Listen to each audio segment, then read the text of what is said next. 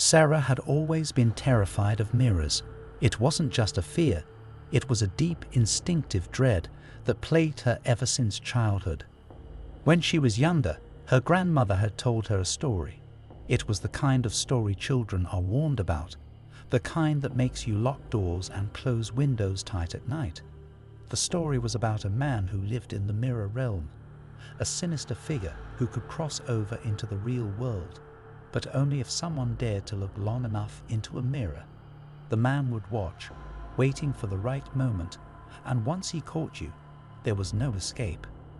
As a little girl, Sarah had laughed off the story, but as she grew older, the fear lingered, especially when she'd find herself staring into mirrors, whether she was brushing her hair, fixing her makeup, or just passing by. She couldn't help but feel as if someone was watching her from the other side. It was as though the man from her grandmother's tale was always just behind her, lurking. One night, after a particularly vivid and strange nightmare involving the man, Sarah woke up with a jolt, heart pounding in her chest. She tried to shake it off as just a dream, but when she caught sight of herself in the mirror across her room, her breath caught. There was something different about her reflection. Her heart raced again as she saw his eyes, glowing and menacing, staring back at her, his smile impossibly wide. The fear she had buried for so long erupted in an instant. The man from the story was real. Sarah tried to dismiss the reflection, thinking it was just her imagination. After all, she had just woken up from a nightmare. But the unease wouldn't leave her. Over the next few days, things started to change. It wasn't just a mirror anymore. She began to see the man's reflection in every surface that reflected light. The glass of her phone, the windows, even the shiny kitchen countertops. At first, Sarah convinced herself that it was simply her fear playing tricks on her, but the sensations kept escalating. The man's eyes would follow her every movement, his twisted grin growing more disturbing. She tried to avoid mirrors, covering them up with blankets and towels, but she still saw him everywhere she went. And then one night, she heard a tapping sound coming from the mirror. It wasn't the soft, almost imperceptible sound of rain against glass. No, this was a distinct, rhythmic tapping that came from inside the mirror, as if someone or something was trying to get out. Her heart pounded as she stood in front of her bedroom mirror, watching the surface ripple as if the glass was somehow alive. The tapping became louder, and then a voice, low, guttural, and almost whispering, slithered from the mirror. "Come closer, Sarah," it beckoned. Her stomach churned with terror. She wanted to run, but her legs wouldn't move. She could feel the man's presence behind her, an overwhelming force pulling her toward the glass. The nightmares had all been leading to this moment. Sarah's breath quickened as the reflection in the mirror started to distort. The man's figure shifted, his smile stretching wider and wider, until it seemed as if his face would rip apart. His eyes glowed brighter, and his body began to move, as if he were trying to break free from the glass. Her body shook in terror, but something inside her clicked. This was it. This was the moment she had feared her whole life. She couldn't let him win. "No," Sarah whispered to herself, shaking her head. "This is just a nightmare. Just a story." But it was no use. The man in the mirror didn't care about stories anymore. His reflection started to stretch and morph, turning monstrous, his features distorting into a grotesque, nightmarish version of himself. His body elongated and his fingers twisted unnaturally long as he reached out of the glass, inch by inch, until his hand emerged from the mirror. With a horrified scream, Sarah backed away, but the man's grip shot out, grabbing her by the wrist with a strength far beyond human.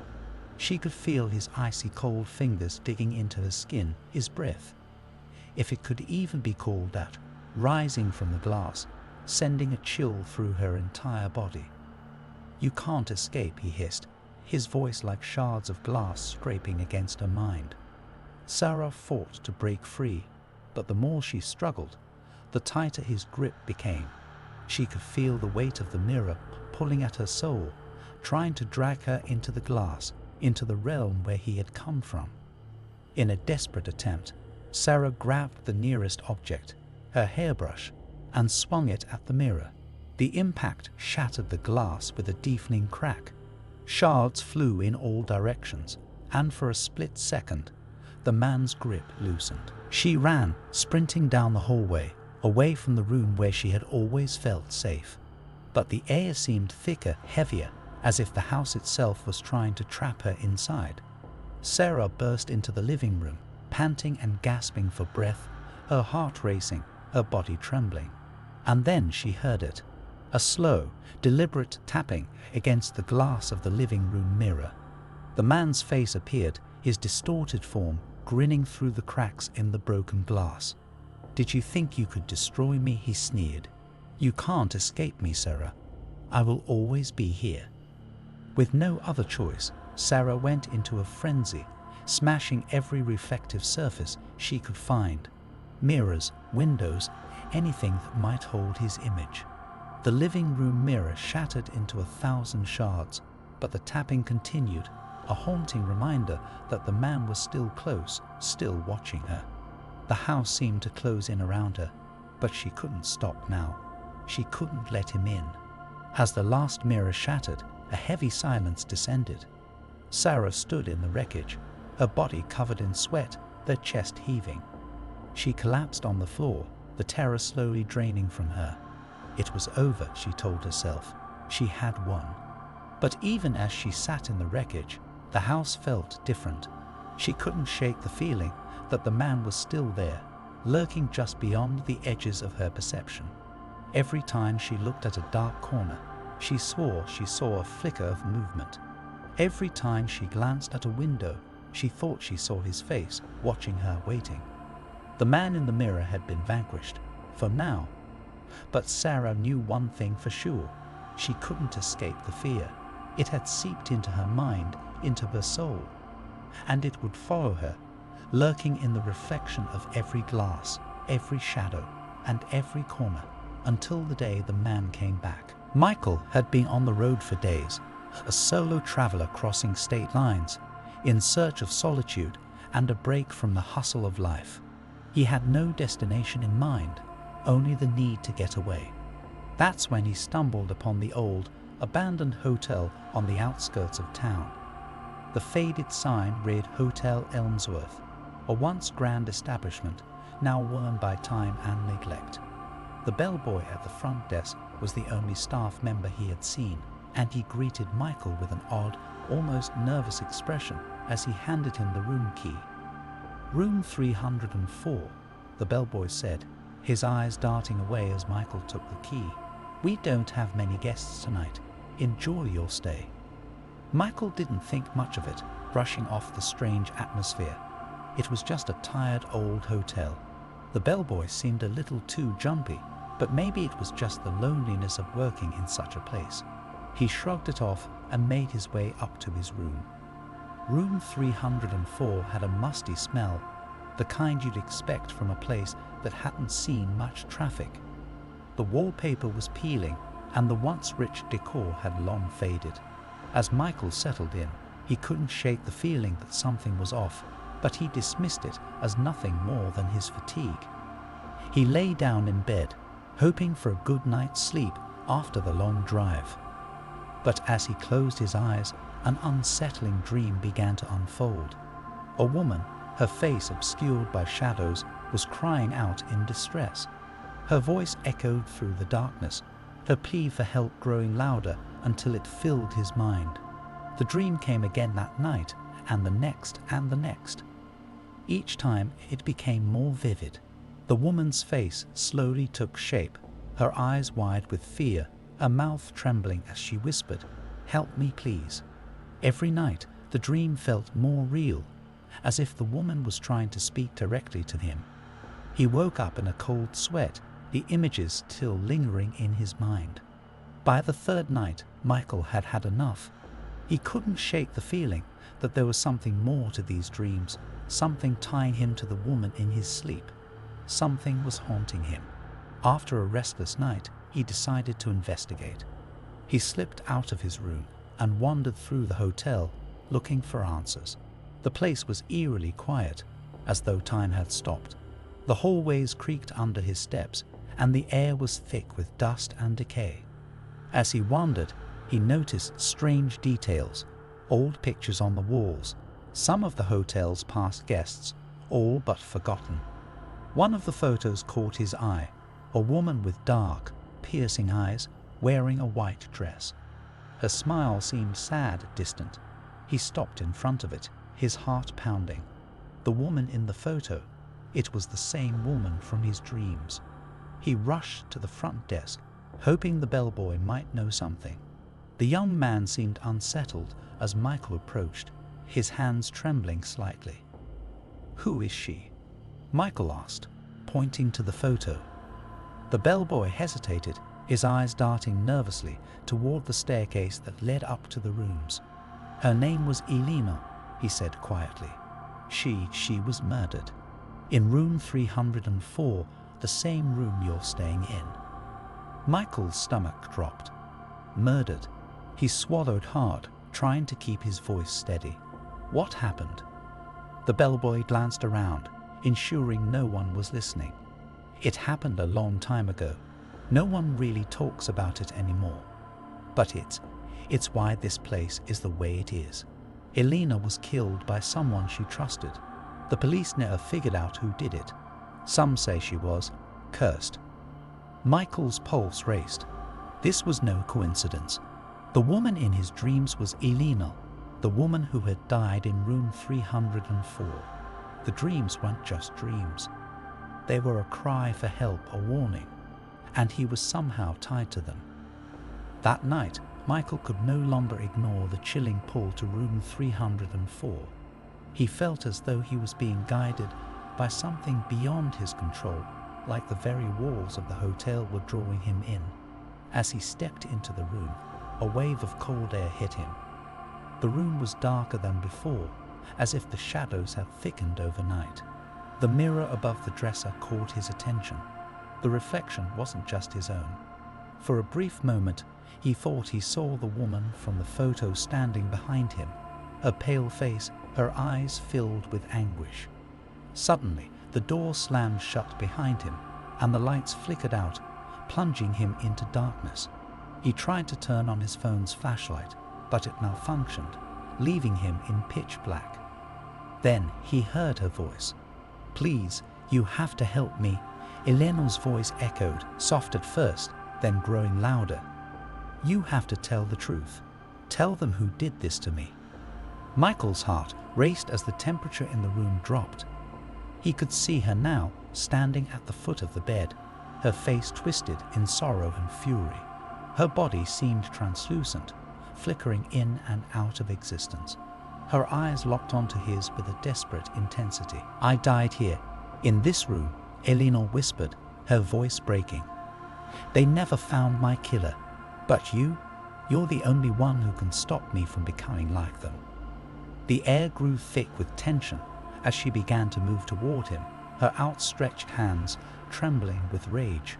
"I need you to reveal the truth, Michael.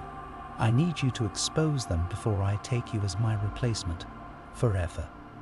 Michael backed away, his body frozen in fear. He remembered the bellboy's words. Elena had been killed by someone she trusted. He racked his brain for any detail that could help. Then it hit him. The bellboy had mentioned a cover-up. If Elena was murdered by someone she trusted, then perhaps the staff at the hotel knew more than they were letting on. "You want me to reveal the truth?" Michael said, his voice trembling but steady. Who did it?" Eleanor's expression softened, her body flickering. "You know who," she whispered. "The person who has been hiding in plain sight. The one who never leaves." In that moment, Michael understood. He turned quickly to the bellboy's picture, noticing a shift in the man's expression. The bellboy wasn't just a worker here. He had been a part of the murder. Elena's spirit was telling him everything. Before he could react, the bellboy entered the room, his face a mask of anger and horror. "No," the bellboy growled. "You shouldn't have uncovered the truth. Michael was barely able to dodge as the bellboy lunged at him, a twisted, malevolent force in his eyes. Elena's spirit materialized between them, her hands reaching toward the bellboy in a final vengeful act. The hotel seemed to shake as she grabbed the bellboy, pulling him into the air. His screams filled the room before suddenly going silent. Michael stumbled back shaken. As the bellboy's body disappeared into the void, Elena turned to him one last time. "Thank you," she whispered. "Now I can rest." With a final flicker, Elena's spirit disappeared, leaving room 304 eerily silent. Michael stumbled out of the room, his body still trembling, heart racing with adrenaline. The hotel was now calm, the oppressive atmosphere lifting, as if a curse had been lifted. He didn't look back as he grabbed his bags and rushed toward the exit. The bellboy was nowhere to be seen, and the hotel felt emptier than ever before. Michael could feel his pulse pounding in his ears as he stepped into the cool night air, free at last from the suffocating grip of the haunted hotel.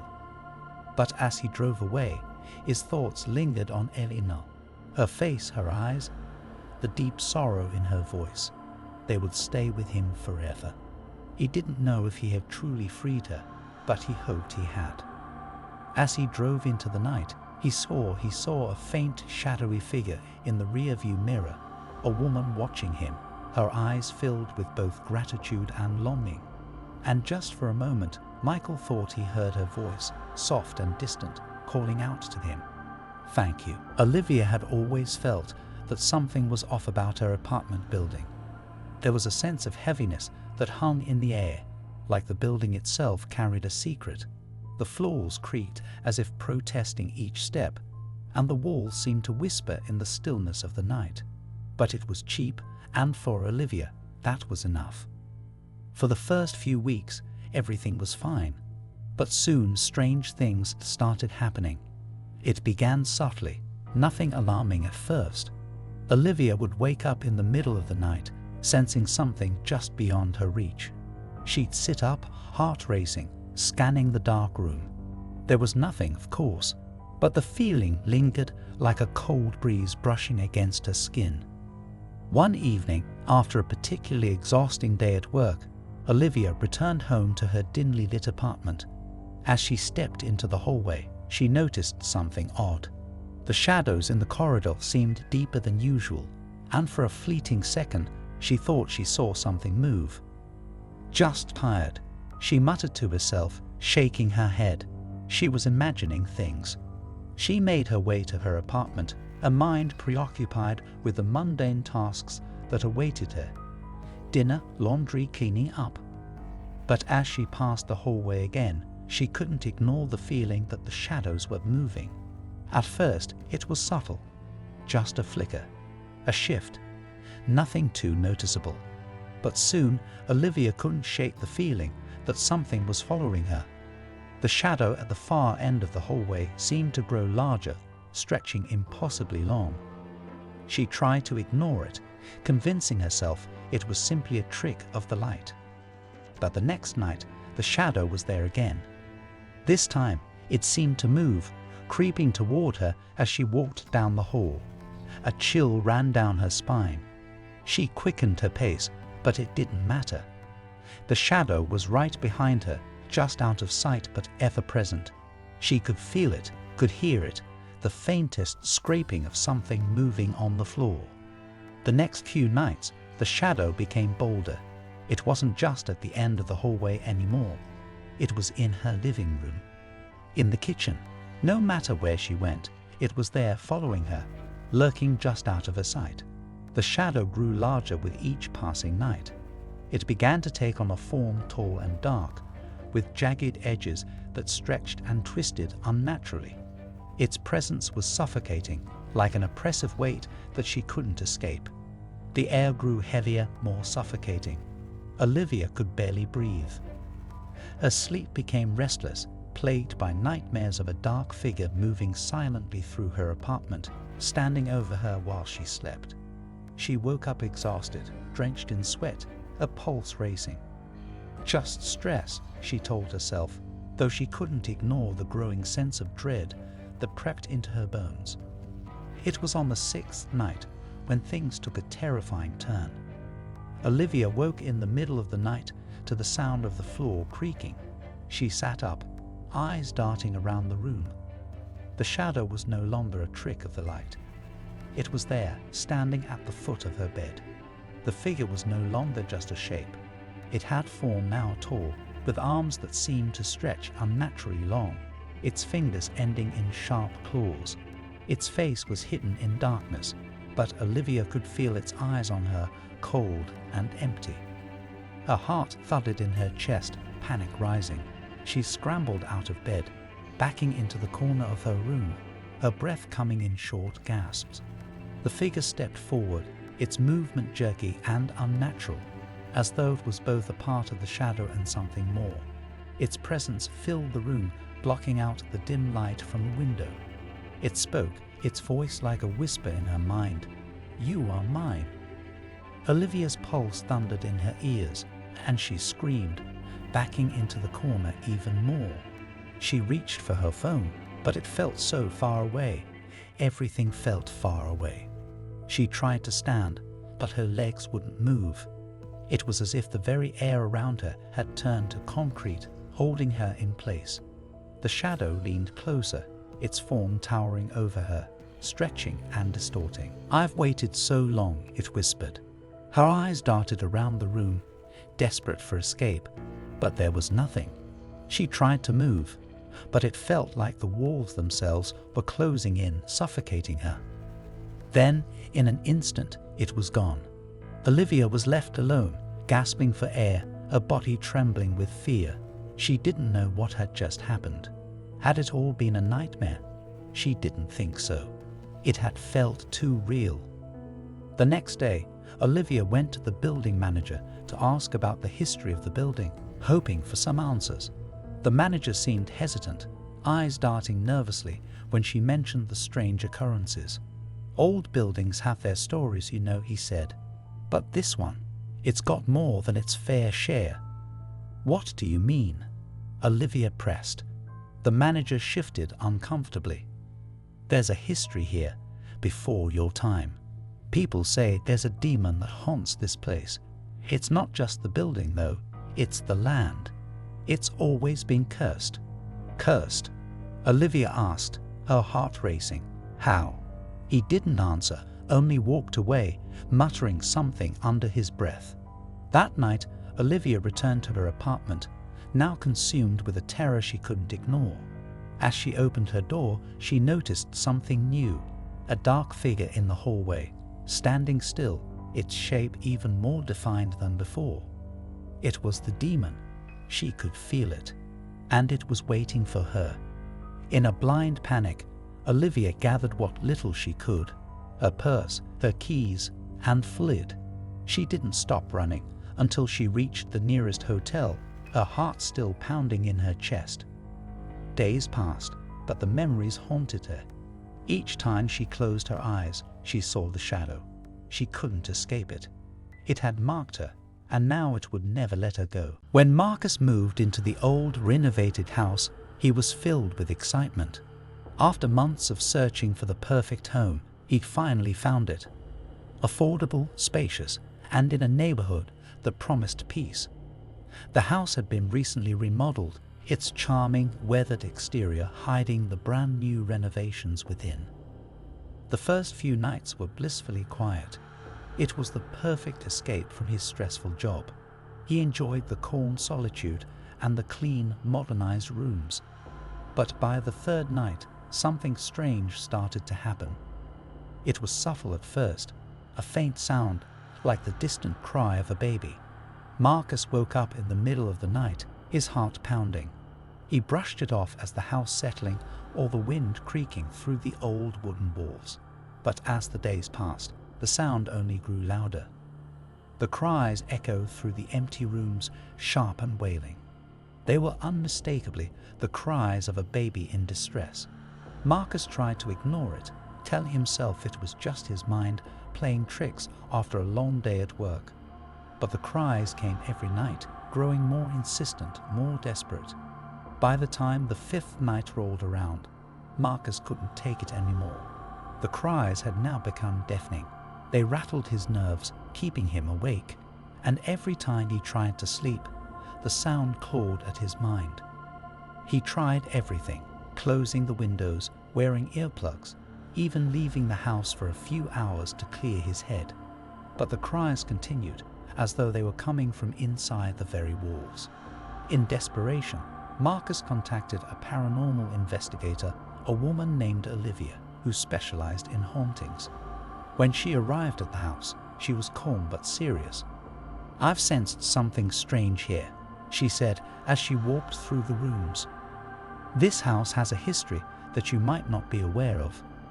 Olivia set up her equipment in the living room and began her investigation. As she moved through the house, her expression grew darker. "There is a presence here, a restless spirit," she said. "It's coming from the walls. There's a tragic story buried in the foundation." Marcus felt a cold shiver crawl up his spine. Olivia explained that the house had been renovated after a fire destroyed much of it years ago.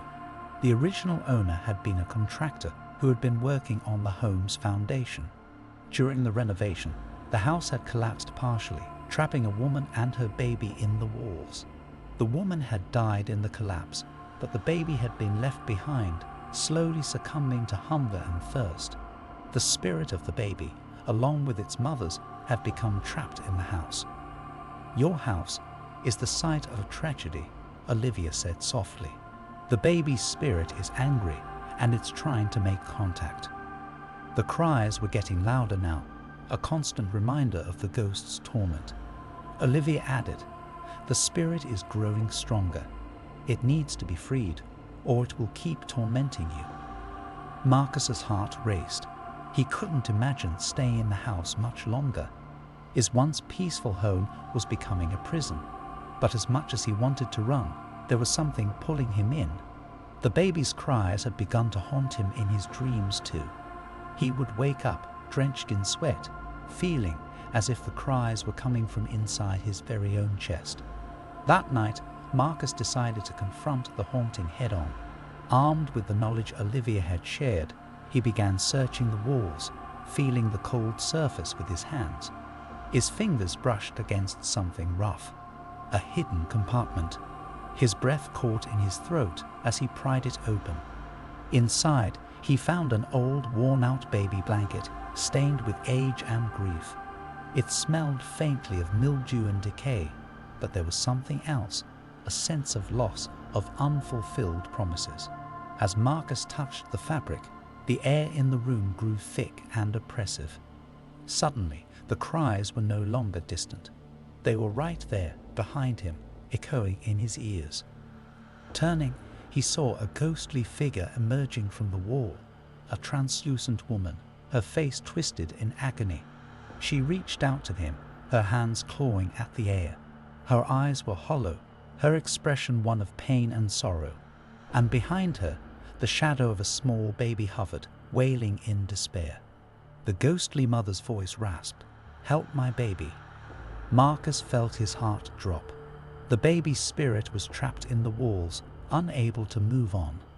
The mother's spirit, too, was bound to the house, her agony feeding the darkness that lurked within. The air turned colder still, the room trembling with the weight of their sorrow. "Help us," the spirit whispered again, her voice now a guttural plea. "Free my child." Marcus stood frozen in place, panic setting in. He didn't know what to do. The choice was clear, he had to help, but doing so might come with consequences. The ghost's presence was suffocating. As much as he wanted to help, he feared losing himself to this cursed house, just like the spirits before him. I don't know how," he stammered, but the spirit's hollow eyes locked onto his. "You must release us." Suddenly, the walls groaned, the house shuddering with the force of something unseen. The cries grew louder, deafening. Marcus could no longer ignore the call. The baby's cries echoed through his mind, now his own. Desperation filled his soul. With no other choice, Marcus grabbed the baby blanket and, in a trembling voice, uttered an ancient prayer that Olivia had mentioned earlier. As he spoke, the air around him thickened, the room vibrating with an overwhelming presence. A bright light flashed, blinding Marcus. For a moment, he felt as if he were floating, weightless, before the light dimmed and the room became still. The cries had stopped. The ghostly figures vanished, and the house was silent. Marcus stood alone in the room, his chest heavy with the weight of what he had just witnessed. The spirit of the baby and the mother were gone, freed at last. But as he began to leave the room, something chilled him to the bone. He heard it again, the faintest sound of a baby crying. But this time, it wasn't coming from the walls. It was coming from inside his mind. The haunting might have ended, but a piece of it had been left behind, and it would never leave him. Every time he heard the cry of a baby in the distance, his heart would race, the chilling reminder that the spirit was still there, forever connected to him.